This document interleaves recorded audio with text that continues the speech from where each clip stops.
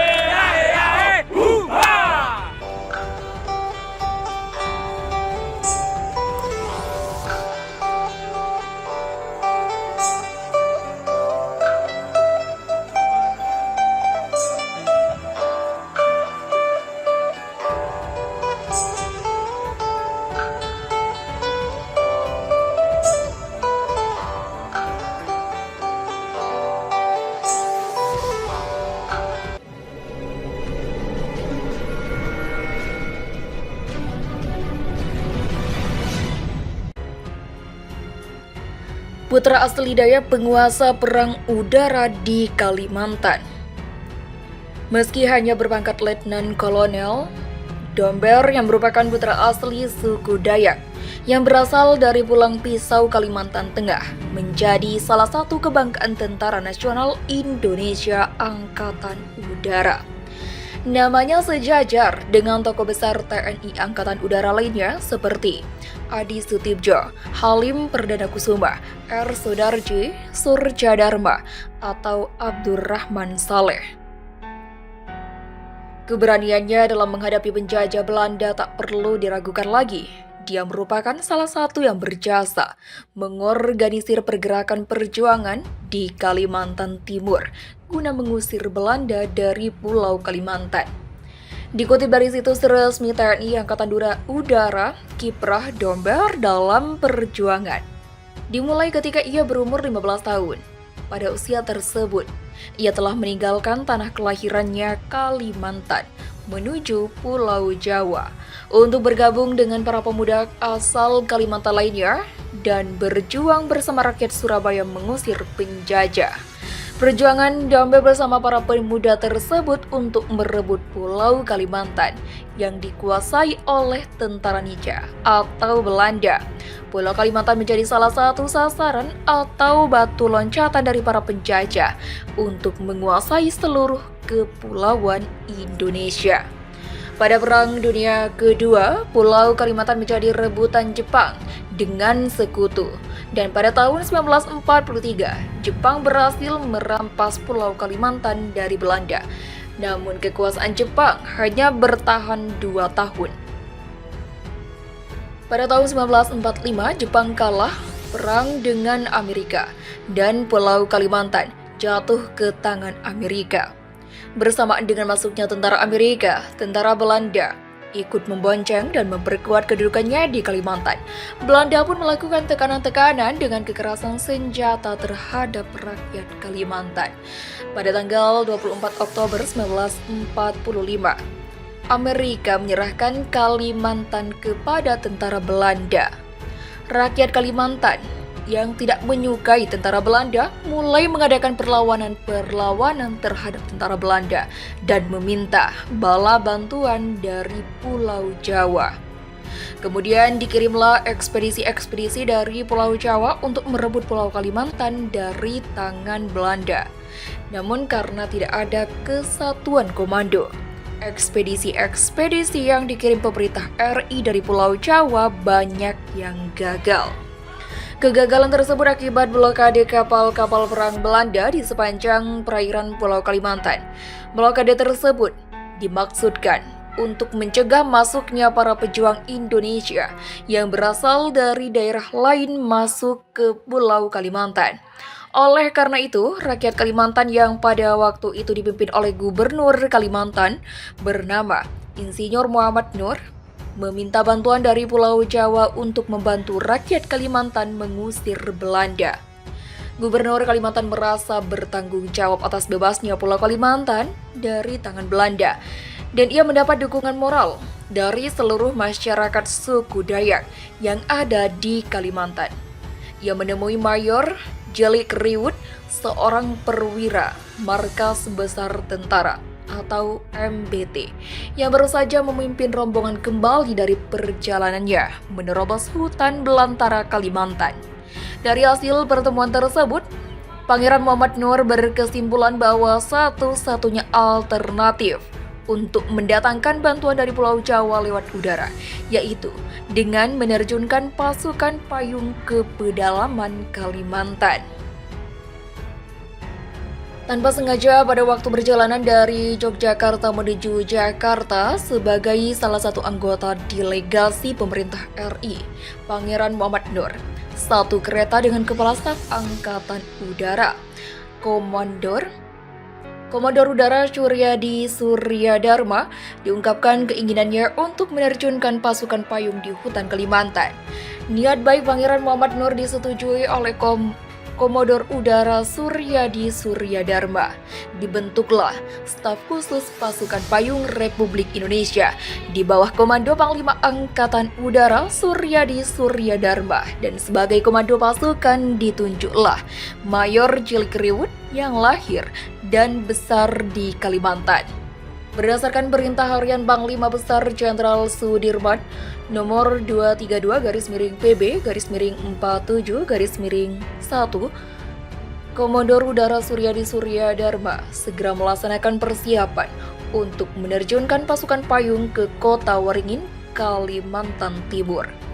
Dilaksanakanlah seleksi untuk 60 orang yang akan diterjunkan sebagai pasukan payung yang semuanya berasal dari Kalimantan tersebut, termasuk Damber.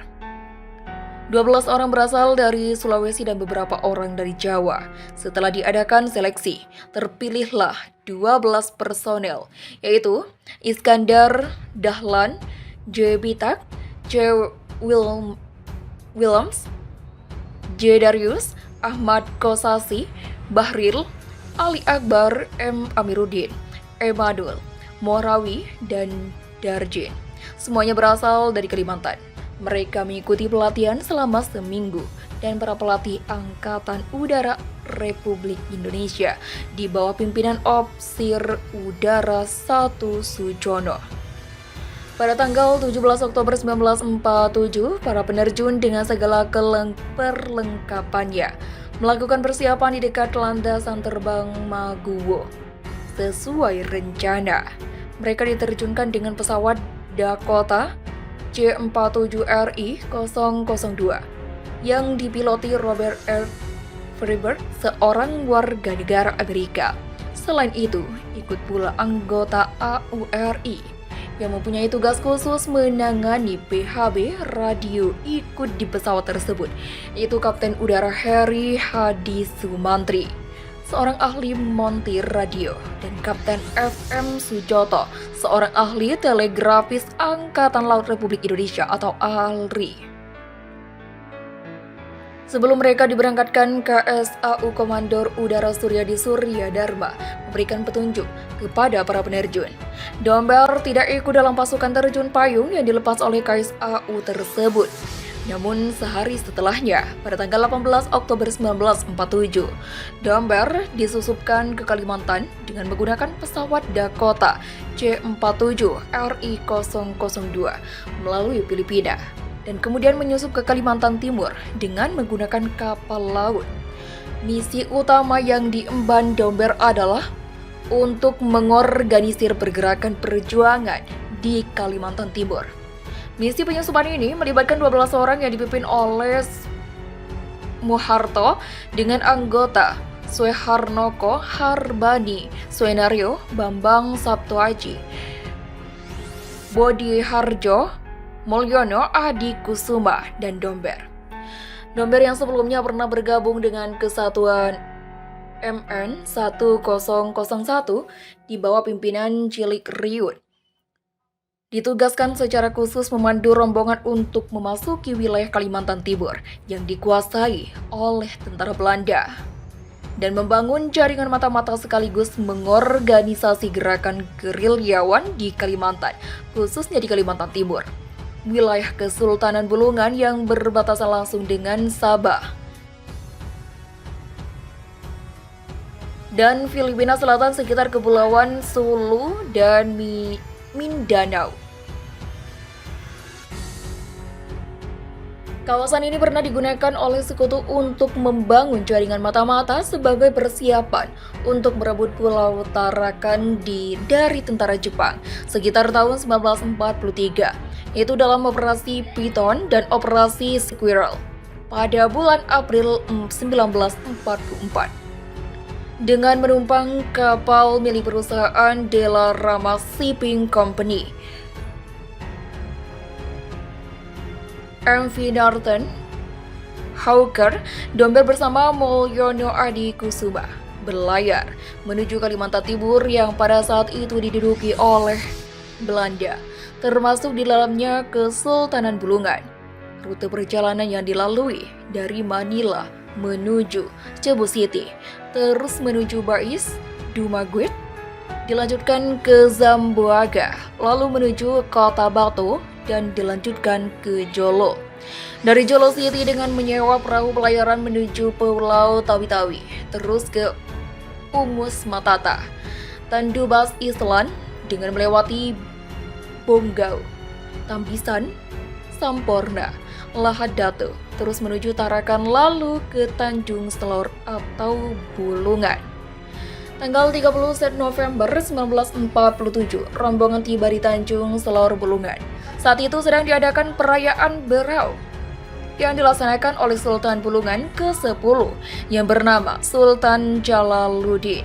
Karena kesibukan menyambut perayaan kedatangan mereka tidak mendapat perhatian dari dinas intel dari Nica. Saat berkomunikasi pun Domber selalu menggunakan bahasa Sulu dan berpura-pura tidak menguasai bahasa Melayu. Selain itu, Domber juga mengubah namanya menjadi Joseph Tal bin Muhammad Jamil. Siasat ini ternyata berhasil mengelabui dinas intelijen Belanda. Terbukti saat mereka mengurus surat jalan untuk melanjutkan perjalanan menuju Derawan, polisi Belanda tanpa curiga memberikannya. Satu, sebagai orang Filipina menyebabkan mereka dengan leluasa membuka jaringan pos penghubung di Tawau dan berhasil mengadakan kontak dengan para pejuang Indonesia yang berada di Filipina, Labuan, Singapura, Nunukan, Tarakan, Balikpapan. Mereka juga merintis kontak dengan para pejuang di Kalimantan Selatan dan Dayak Besar.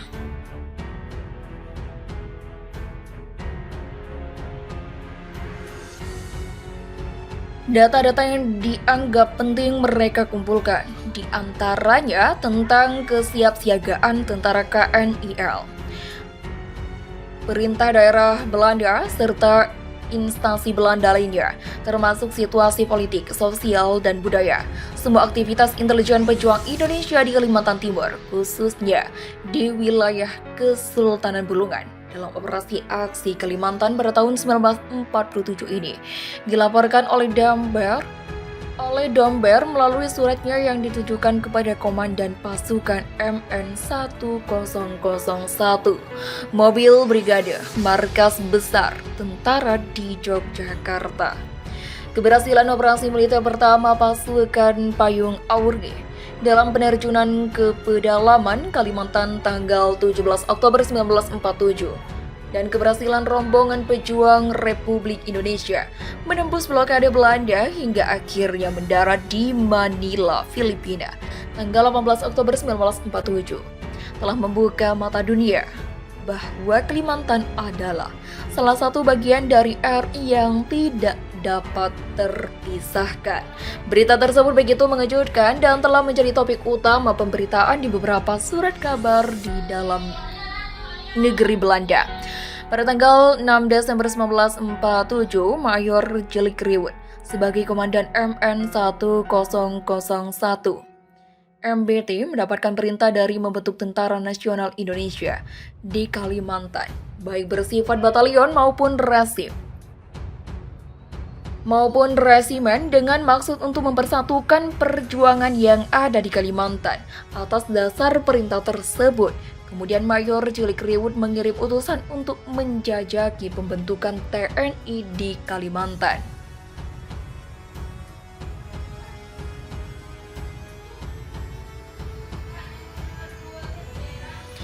Utusan yang dikirim ke Kalimantan adalah Domai Agan, Wakil Kepala Staf Pasukan MN 1001 sebagai Komando Patroli, Letnan Abdus Jukur Rakim sebagai Wakil Komandan Sektor Kalimantan Tenggara, Letnan Monopol Muhammad sebagai Koordinator Gerakan Rahasia terutama untuk daerah Samping, Domber, pemuda asli Kalimantan yang bertugas untuk mengorganisir gerakan perjuangan yang ada di Kalimantan. Domber yang telah menjadi bagian dari sejarah perjuangan rakyat Indonesia di Kalimantan Timur semakin mendapat tempat di Angkatan Udara. Kiprahnya yang gemilang memposisikan Domber menjadi penguasa perang udara di Kalimantan, yaitu ketika menjadi Komandan Datasemen Auri, Balikpapan pada tahun 1958. Kemudian pada tahun 1961 hingga 1963, Domber juga dipercaya sebagai Komandan Lanut Iskandar Muda atau Pangkalan Bun, Kalimantan Tengah. Jabatan yang pernah diemban Domber setelah bergabung dengan Auri selesai mengikuti sekolah para Auri di Maguwo pada tahun 1947, yaitu anggota Atpau PST. Mbau pada tahun 1952, Kepala Seksi Intel KPU BPD tahun 1954. Komandan Pangkalan Udara Balikpapan tahun 1958, Komandan KPU Pangkalan Bun tahun 1960. Perwira DP Panglima Korut II Kalimantan tahun 1966. Perwira Karya Lanut Samsudin 1967, anggota DPRD 3 1 Provinsi Kalimantan Selatan tahun 1968-1971. Pamin DP Ladut Samsudin dengan pangkat Letnan Kolonel dan pensiun tahun 1979. Sedangkan tanda kehormatan yang dimiliki Domber antara lain Bintang Satya Lancana Kesetiaan 8, Satya Lancana Sabta Marga, Satya Lancana Wiradharma, Satya Lancana Kesetiaan 16, Satya Lancana Kesetiaan XE1 5, gelar kehormatan Veteran Pejuang, Medali Perjuangan Angkatan 45, tanda kehormatan Bintang Swabwana Paksa Nararya.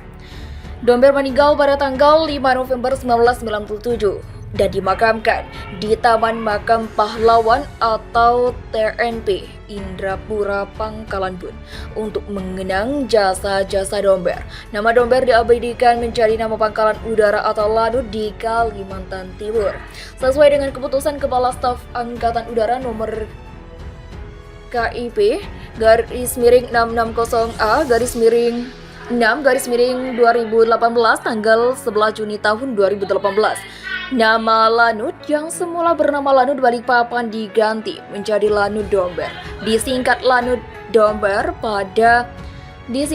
DMB pada tanggal 26 Juli 2018. Pangkalan Udara atau Lanut Domber diresmikan oleh KSAU.